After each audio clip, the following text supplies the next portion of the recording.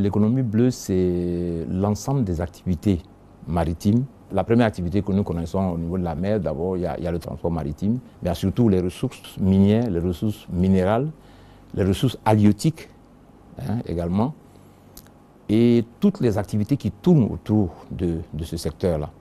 Mais vu, analysé, géré dans une perspective de développement durable. Comment gérer ces ressources avec un souci majeur, penser aux générations futures? Toute l'essence de l'économie bleue réside dans la résolution de cette problématique parce que les ressources à exploiter sont immenses. Vous prenez l'Afrique, il y a à peu près 30 millions de kilomètres carrés et sur les 30 millions, vous avez 13 millions de kilomètres carrés d'eau territoriale. Et c'est une mine énorme de richesse. Il y a énormément de choses au niveau de la mer. Conscient de cet état de fait, la Côte d'Ivoire s'est donné très tôt les moyens d'une meilleure exploitation de l'économie maritime. En 1960, elle est arrivée à l'indépendance avec un port à l'allure prometteuse. À cette époque-là, le port d'Abidjan a déjà 10 ans. Il traite 1 million de tonnes de marchandises par an. Il est le baromètre de l'économie ivoirienne. 10 années après, soit en 1970, un autre est ouvert à San Pedro. Aujourd'hui, il est le premier port exportateur de cacao au monde. Tout ceci, organisé autour d'une vision politique de feu Félix Houphouët-Boigny, la libération économique de la Côte d'Ivoire passe par la mer. La preuve. En Côte d'Ivoire, le secteur maritime représente beaucoup.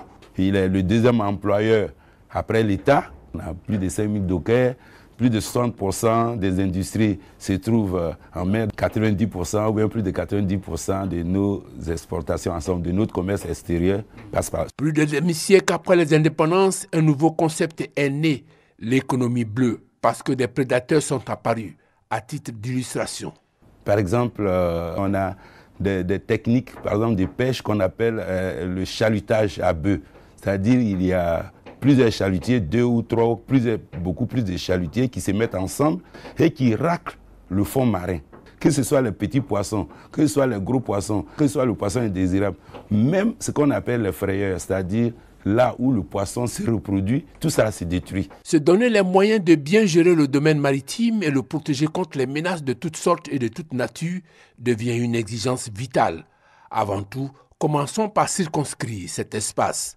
Aujourd'hui, notre espace maritime a une superficie correspond disons, aux 2 tiers de l'ensemble du territoire de la Côte d'Ivoire. Et avec une profondeur de 200 nautiques qui correspond à près de 380 km. En plus des côtes, moi j'ajoute, on a aussi 1200 km de lagunes. Comme on le voit, l'espace est immense, comme le sont les ressources. Bien gérer cet espace impose une coordination des acteurs de l'économie bleue et de leurs actions. Corollaire de cette action, la question de la sécurisation de l'espace maritime et une formation conséquente. L'activité maritime est énorme, mais il ne peut pas avoir d'activité maritime s'il n'y a pas des hommes. Et il ne peut pas avoir des hommes s'il n'y a pas des hommes bien formés. Il faut que nous travaillions à avoir des moyens hauturiers, c'est-à-dire des patrouilleurs de haute mer. Et ensuite, en termes de moyens passifs, il faut que nous arrivions à avoir des moyens pour surveiller de manière passive l'ensemble de notre espace maritime. Donc, et puis, il faut avoir aussi, pour cela, il faut avoir aussi une dimension aérienne. Parce que là, on ne peut pas vraiment surveiller vraiment ce grand espace sans la dimension aérienne.